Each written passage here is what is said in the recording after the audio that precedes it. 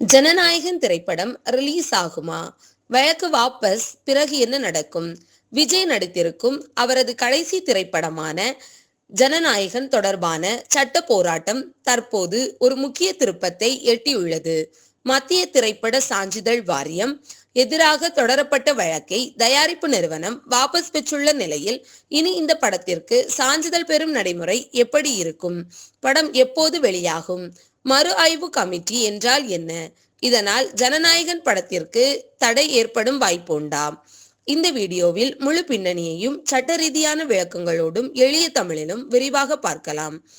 ஜனநாயகன் திரைப்படம் நடிகர் விஜயின் கடைசி நடிப்பு என சொல்லப்படுகிறது.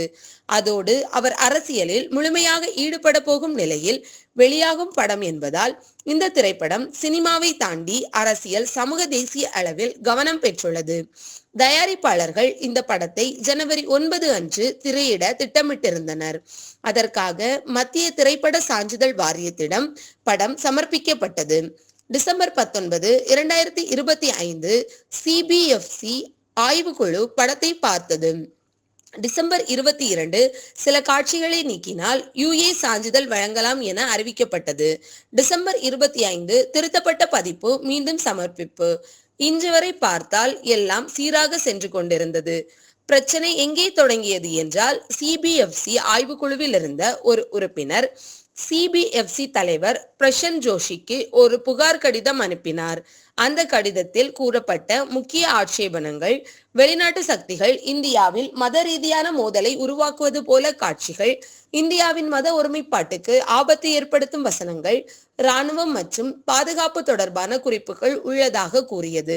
ஆனால் இந்த படத்தை ஆய்வு செய்த குழுவில் பாதுகாப்புத்துறை நிபுணர்கள் இடம்பெறவில்லை என்பது குறிப்பிடத்தக்கது.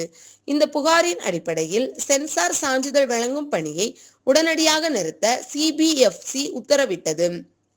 சிபிஎஃப்சி ஜனநாயகன் படத்தை ரிவைசிங் கமிட்டிக்கு அனுப்ப முடிவு செய்ததாக ஜனவரி 5 அன்று தயாரிப்பாளர்களுக்கு தெரிவித்தது.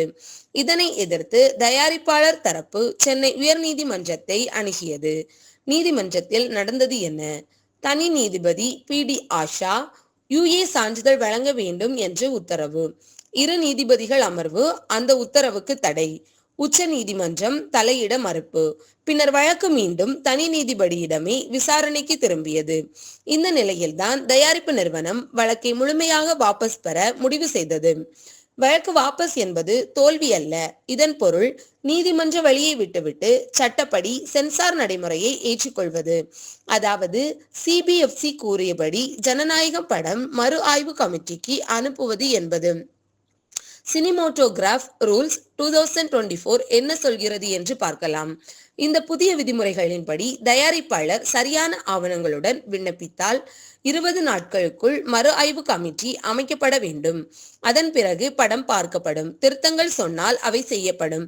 பின்னர் சான்றிதழ் வழங்கப்படும். ஆனால் காட்சிகள் குறித்து அதிக கேள்விகள் எழுந்தால் அல்லது மீண்டும் இன்னொரு மறு ஆய்வு கமிட்டி தேவை என்றால் காலதாமதம் ஏற்படலாம். தமிழ்நாட்டில் 2 முறை மறு ஆய்வு கமிட்டி தலைவராக இருந்த SV சேகர் கூறுவது, புதிதாக கமிட்டி அமைக்கப்பட வாய்ப்பு குறைவு. ஏற்கனவே உள்ள கமிட்டியின் தலைவர் படம் பார்ப்பார். அவர் முடியாவிட்டால் வேறொரு மாநில தலைவர் பார்ப்பார். சில காட்சிகளை நீக்க சொல்லி யுஏ சான்றிதழ் வழங்கப்படலாம். முழுமையான நிராகரிப்பு நடக்கும் வாய்ப்பு மிக குறைவு என்று அவர் கூறினார். தெளிவான தேதி சொல்ல முடியாத நிலையில் இருந்தாலும் சட்டப்படி 20 முதல் 30 நாட்கள், நடைமுறையில் முன்னுரிமை வழங்கப்பட்டால் விரைவாகவும் முடியும். எனவே 2026 முதல் பாதியில் படம் வெளியாகும் வாய்ப்பு அதிகம் என்று சொல்லலாம். ஜனநாயகன் திரைப்படம் இன்று ஒரு சினிமா விவகாரம் மட்டுமல்ல.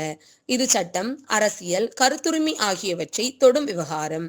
வழக்கு வாபஸ் பெறப்பட்டதால் படத்திற்கு இனி சட்ட ரீதியான தடைகள் குறைந்துள்ளன. ஆனால் மறு ஆய்வு கமிட்டியின் முடிவே இறுதி தீர்ப்பாக இருக்கும். நீங்கள் என்ன நினைக்கிறீர்கள்? ஜனநாயகன் படம் முழுமையாக வெளிவர வேண்டுமா? சென்சார் கட்டுப்பாடுகள் சரியா? கருத்துக்களில் சொல்லுங்கள். இந்த வீடியோ உங்களுக்கு பயனுள்ளதாக இருந்தால் லைக், சப்ஸ்கிரைப், ஷேர் செய்ய மறக்காதீர்கள்.